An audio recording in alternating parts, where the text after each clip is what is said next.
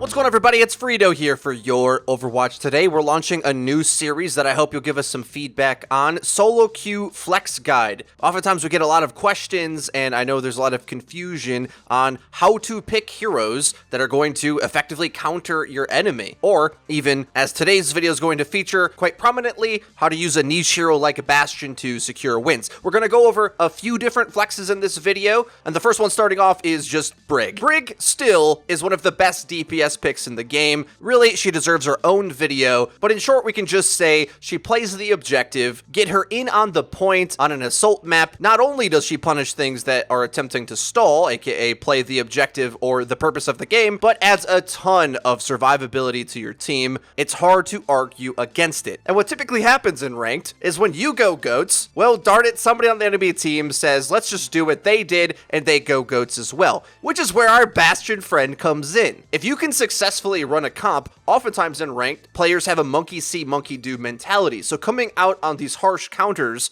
if you correctly predict what comp they're going to play, can be incredible. Of course, this is the Orisa Treehouse Bastion comp that we've showed you in a few different videos that pro teams have run. It features a Mei, which puts extreme control on the choke as the goats comp tries to take space. And as Bastion perched up on the high ground, I can lay in a ton of damage. Now, although Bastion's strong up against the 3-3 comp, it by no means is uncounterable. And you'll see here, as they start to rush me down, I know I have to get the heck out of here, and in fact, my rotation isn't even far enough. I try to go back, lay down some damage, notice they're coming yet again, and I can't run far enough away. They are able to eventually grab me and overwhelm me, which is the number one thing that you want to keep in mind when you're running Bastion up against some of these tankier lineups. Your goal has to be to win the rotation game, which works out a heck of a lot better up on point B, where instead of sending their whole team after me like they probably should have, they just expect the diva to handle me on her own. That gets outplayed, then all of a sudden I have a sight line to point to shred the rest of the team. I actually make a key mistake here at the end that I luckily don't get too punished for, because we end up winning anyway, but previously I had only used the Bastion ult almost just to buy time. If I knew they were coming, maybe I would pop it to try to get in a cheeky rocket, but realistically, if the fight's committed, you're going to get way more firepower out of the Gatling gun, because often you're going to be needing to shred through shields, and the rockets aren't going to be as good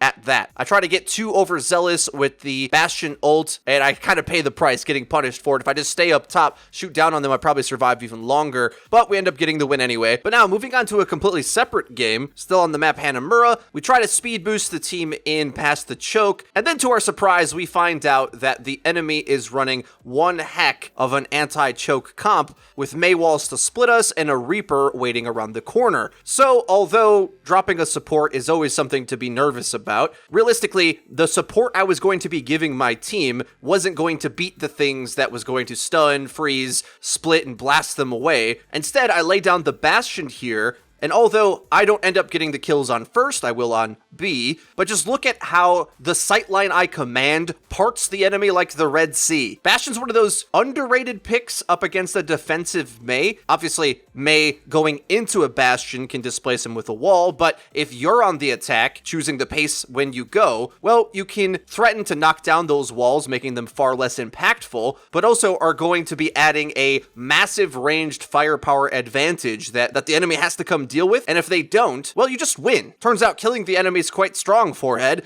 and when they're running things like Mei Reaper, those are picks that catch aggression really well. So you want to be on the lookout for comps that want you to go into them, and if they're overcommitting to that playstyle, overcommit the other direction to ranged firepower. This is especially good on 2CP because, as we all know, it can stall out forever, and although most of the time your enemy is going to have picks that won't let a Bastion get set up with a sightline onto the point, if you notice they're not equipped to deal with you, running things like Rein Zarya, no diva, no long-range threats that can beat you at range, that's where the Bastion can look pretty good. Now, we're going to switch gears a little bit here so I can quickly discuss another hero that's been lost to the sands of time, Tracer, because she was instrumental in setting up this defense for me to eventually get to use Bastion on attack yet again when it's our turn to go. And this pick operates similar to the principles we just laid out, but for different reasons. I'm actually shocked at how often in the ranks I play at least on my lower account, accounts where people pick comps like Rein, Zarya, Zenyatta, Ana. This comp is so hilariously bad against anything with mobility. If you just pick it and play it averagely well, like I'm playing an average Tracer here, you get absolutely uncontested value. This playstyle might look pretty similar if you watched my Winston Mastery Guide the past week, where I'm basically doing the same tactic of drop engages, right? Get information where they are, flank around, deal damage, and if you can't die and deal damage to the opponent, you're gonna have a very easy time in Overwatch.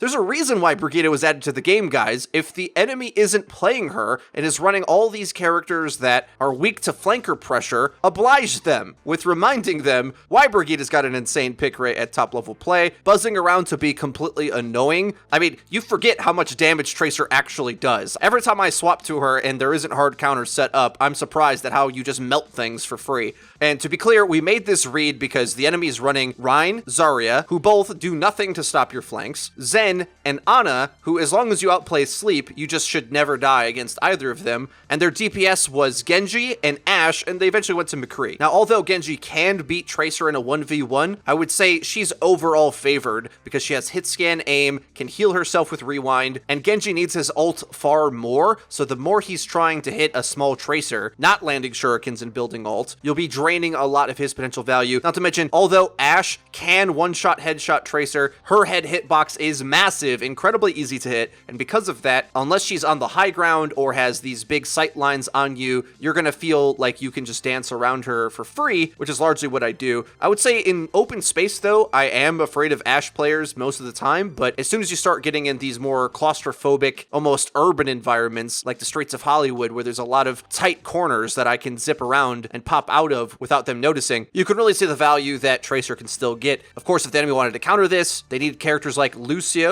for speed, reposition, peel, mobility, but also Brig, because with the two put together, they can actually chase you down and be a threat. Just one probably still isn't enough. Or they can go more of a CC-based route, but I can still outplay that, as we saw for the majority of last season of Overwatch League, where Tracer dominated.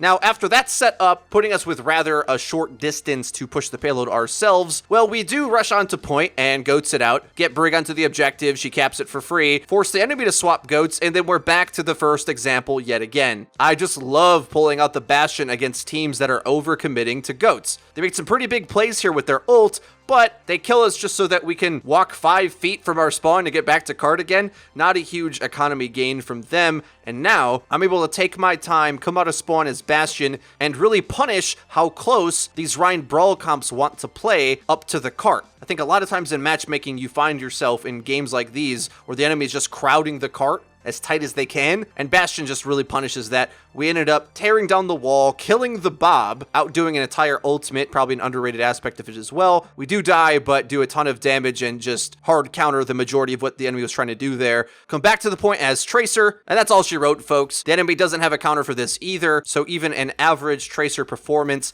will just poke for free damage. And as long as I'm careful enough to not die, I don't even have to play insane, and I get the win for free. And that's what we want. Isn't that right? Overwatch Ranked is all about finding how to cheese out free wins, and I hope this video helped you out in obtaining a few of those. If you like this format of video, please let us know in the comment section down below. Of course, these individual interactions of what heroes perform in what situations against specific team comps can get really muddied, and you need context to do it, but I get in a lot of games where I find myself in these situations, and I thought it would be a cool thing to share. So if you did enjoy it, let us know in the comment section down below, and be sure to leave the video a like. And if you did, why not subscribe and be sure to hit the bell icon so that you get notified when our videos go live. Linked in the description is our Twitter, where we tweet out news updates and dank memes. That's been it for me. I've been FREEDO for Your Overwatch. I'll see you guys next time.